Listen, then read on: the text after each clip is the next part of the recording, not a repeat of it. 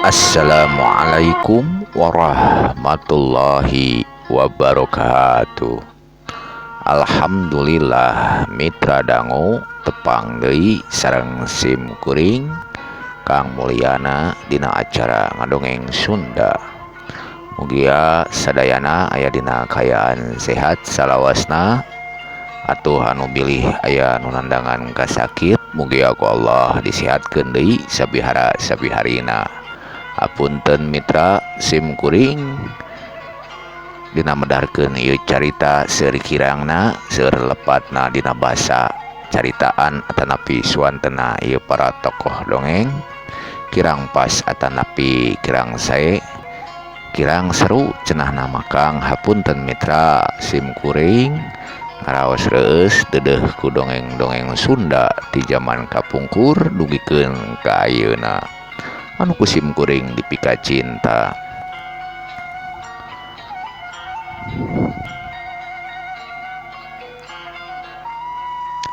Ameh henteu nyangkolong kana waktos hayu mitra urang kawitan bae dina jejer carita neraskeun deui lalakonna si Kohar Gurat Beunghar Serika 20 karangan sim kuring pribadi. Lamun telepat mah dongeng teh parantos dugi ka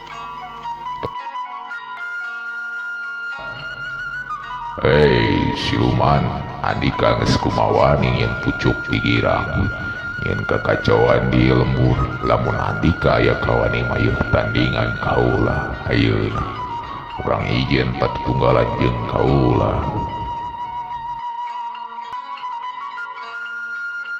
Satria ulang ieu campur kana urusan kaula lamun andika hayang salamet masuk ratinggalkeun tempat ieu kaula moal ngejat sacan numpurkeun maneh mah bangsat sombong si aya keratadah panarajang kaula. Terus orai ngapurakeun deui peurahna atuh pikeun sentra genta mah geus surti manehna ngajaul ka luhur ku injal atuh awakna orai teh ngacepatkeun deui puntutna geus pentik-pentik puntutna teh hiuk orai rek ngababukeun kana awakna sentra genta dugi kadinya lamun telepat mah mitra kumaha salajengna mitra lalampahanana si Kohar teh hayu mitra urang lajengkeun deui tapi satu acana diteraskeun sumangga atuh anu teu acan subrek channelna RD Mulyana Dongeng sangkan diklik heula notifikasina mugia janten kasayan kanggo sadayana pados tiasa neraskeun atanapi nyayogikeun dongeng-dongeng anu sanesna mugia ku kasayan sadayana anu atos ngarojong acara dongeng ieu dipasihan sehat sabihara sabiharina mangga diantos komena atanapi kritikan anu ngawangun hapunten mitra mangga urang lajengkeun deui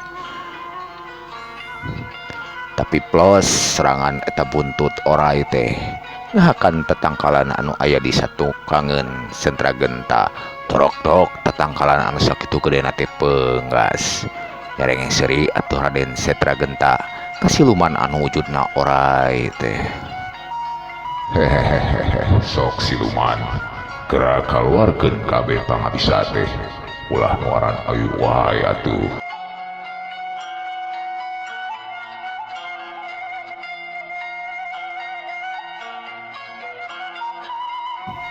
Tapi pikeun walang gede mah teu malire kana ucapan-ucapanna Setra Genta. Terus manehna ngakempur awakna Setra Genta geus dikitu kieu tapi teu kerer-kerer. Pikeun Setra Genta mah anu satuluyna Raden Setra Genta ngawatek ajian lumpuh jagat. Ngeuna pisan kana carehamna orai teh. Wah. Orai anu sakitu gedena teh ngabeubet kasisi kana lemah ngarieg ingeung atuh bumi teh karasana.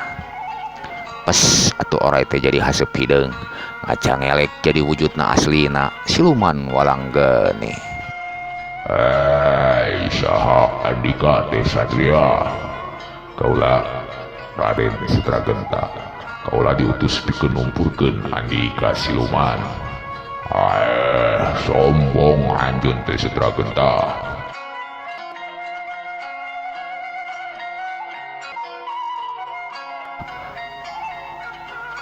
Awak walang geni ngapung ka Jomantara. Tarik pisan sanggeus aya dina mega, terus malikeun deui awakna nyurut ka handap dina kecepatan anu pohara gedena.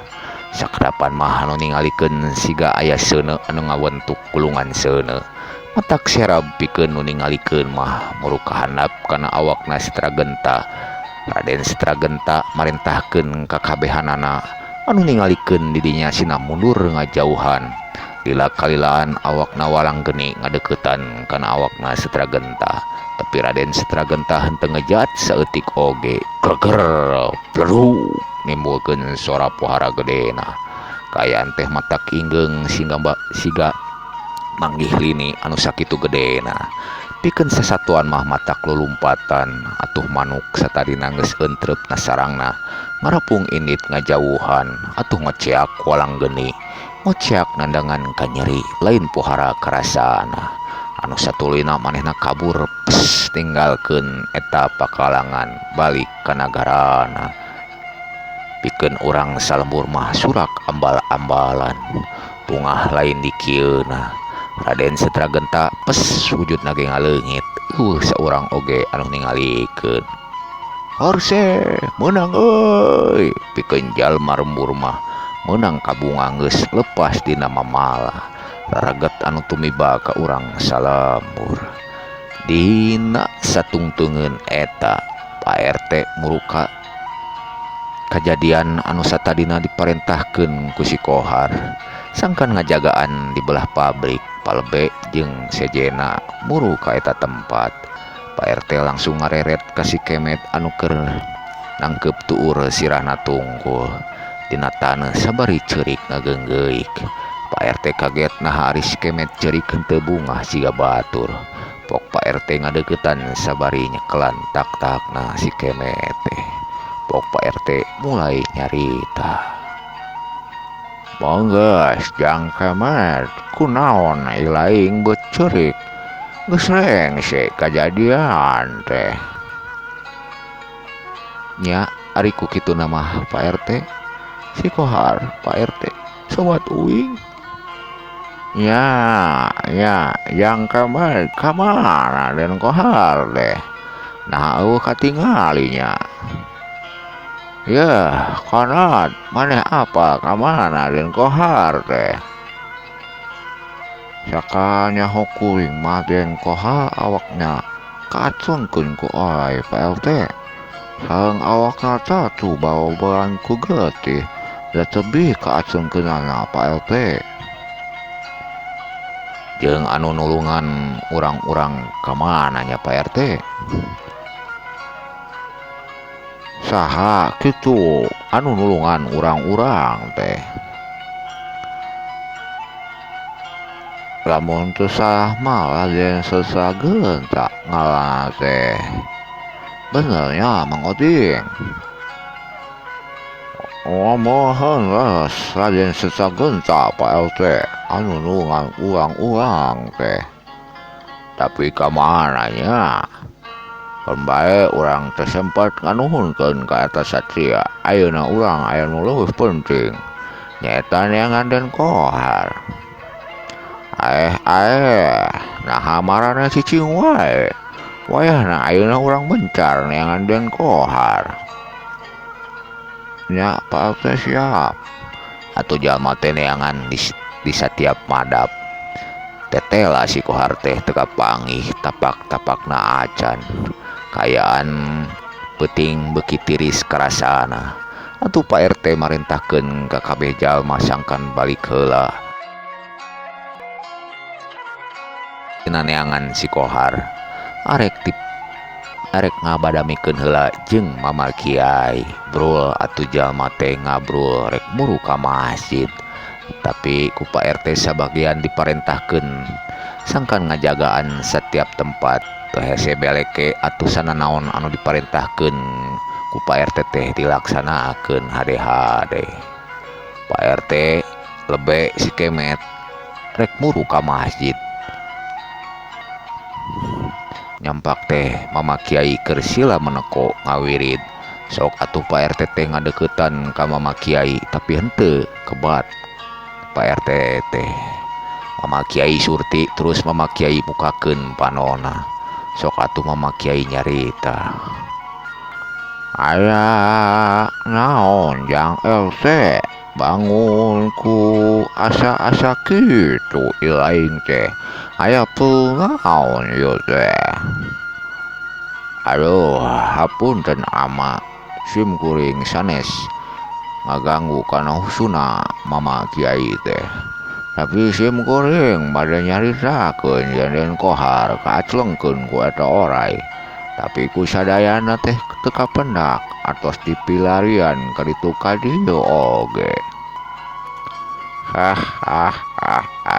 Menggeus Jang RT tong dipikiran.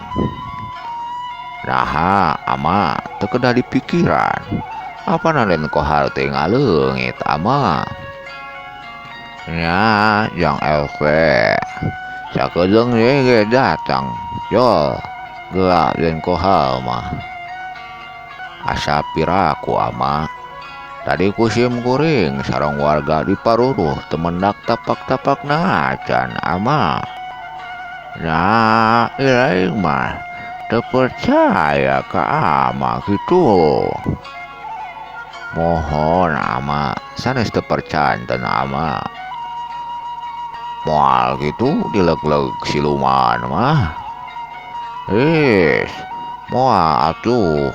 Moal aya jalma anu jeug kujuig mah Jang RT.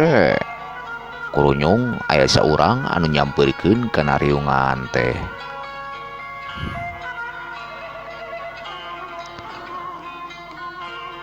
Pak RT Den Kohar tos aya ngagidik ka dieu. Nu bener maneh teh Midin. Bener Pak RT nuju lempang ka dieu tuh aya Den Kohar. Alhamdulillah tuh geuningan Jang LT aya Den Kohar teh. Mohon Mama bari nyarengeh seuri atuh Pak RT teh sabari garo-garo teu ateuh. Anjog asup si Kohar teh teu poho ngucapkeun salam. Atuh dihiap ku kabehan salamna si Kohar teh. Atuh si Kemet mah jung wae nangtung ngagabrug atuh si Kemet mah ngarangkul si Kohar beri setengah ceurik. Kunaon Met euy? Satara-tara oge yang ceurikan uing. Sagala maneh mah. Syukur alhamdulillah sobat euy. Maneh masih aya di kieuna. Ya, emangna uing kunaon gitu Met? Ya, apanan awak ilaing teh dibubat babetkeun ku oray. Terus diaclengkeun ka luhur. Diaclengkeun? Emang ka luhur atuh Met? Uing ngarasa bunga maneh masih hirup keneh Kohar. Mama, kumaha sehat? Bari song nyodorkeun leungeunna suntangan atuh si Kohar teh ka Mama Kiai teh. Alhamdulillah kasep. Ama mah sehat. Eueuh, Pak RT kunaon bengong? Ciga nu ningali curig wae sia teh mah euy.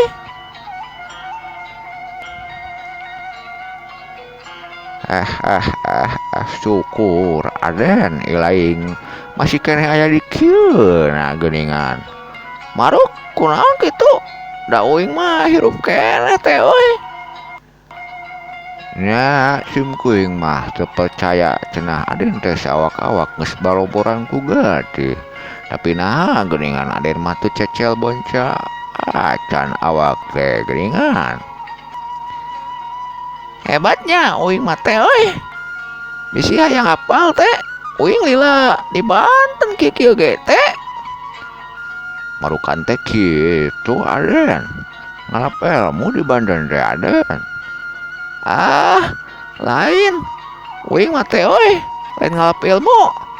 Adon dagang cilok di Banten ngage gete. Mana teh leus we Aden mah ngalapelmu. Eta we sakitu awak ruksak cenah nama. Tapi kayan Aden mah teu kunaon geuningan. Nya Pak RT, saya ingat kuring mah uing teh. Awak teh dibelit ku oray, tapi pas dibabetkeun mah uing geus teu apal deui di bumi alam Pak RT. Marukan uing teh nepikeun ka diaclengkeun Pak RT.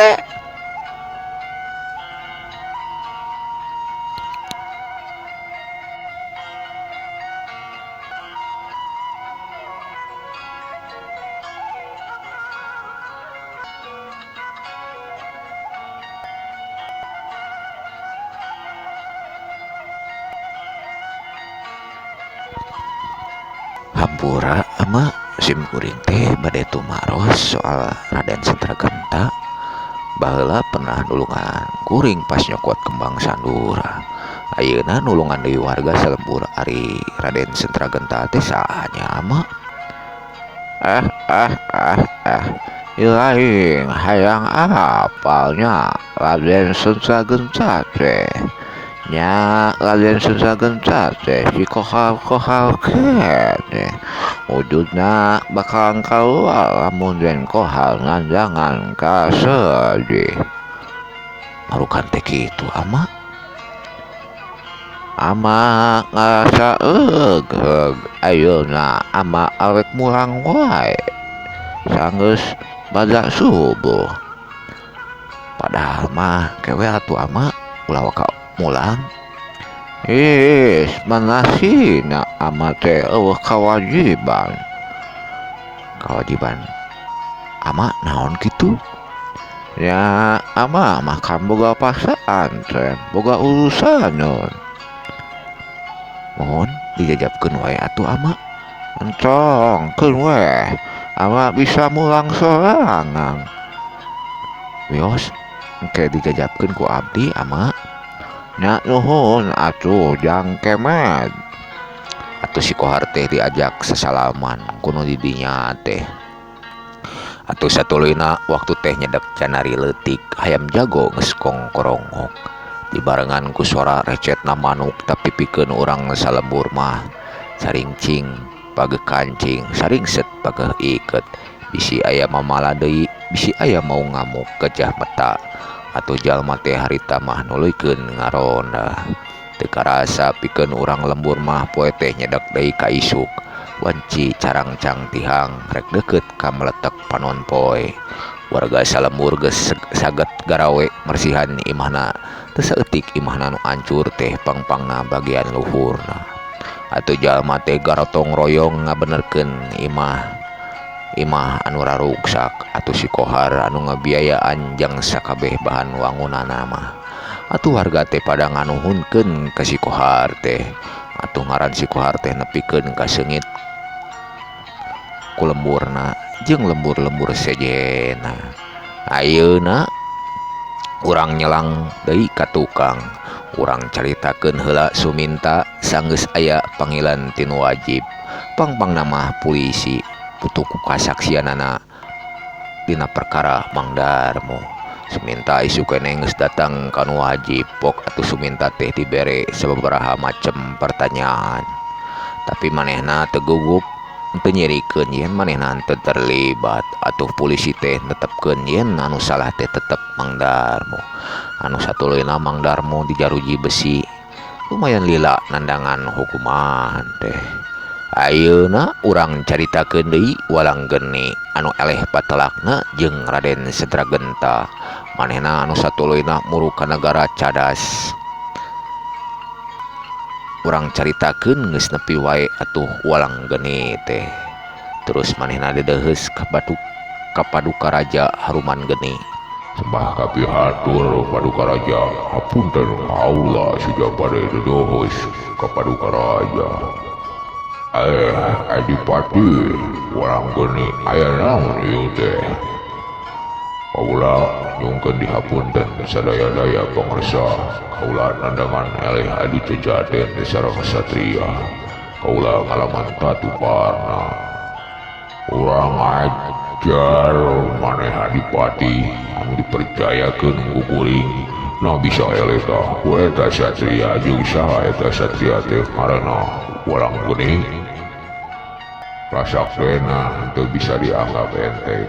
Saterang kaula mah ngaranna teh Raden Sentragenta. Raden Sentragenta kaula juga pernah denge tah ngaran teh. Nyanggakeun sadaya-daya pangarsa kaula arep dikumahakeun wae oge. Kaula ngahampura Adipati, hei Paman Pati, Praja Geuning, kaula marentahkeun aya tugas khusus jang anjeun.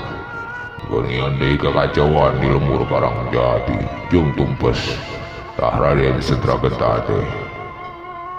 Punjuk sumangga panjenengan Paduka Raja sejadi estokeun pisan. Kaula nuhun. Oh halus Paman Pati. Kaula sudah pamit pangarsa raja. Oh, yung Paman Pati, jeung asih.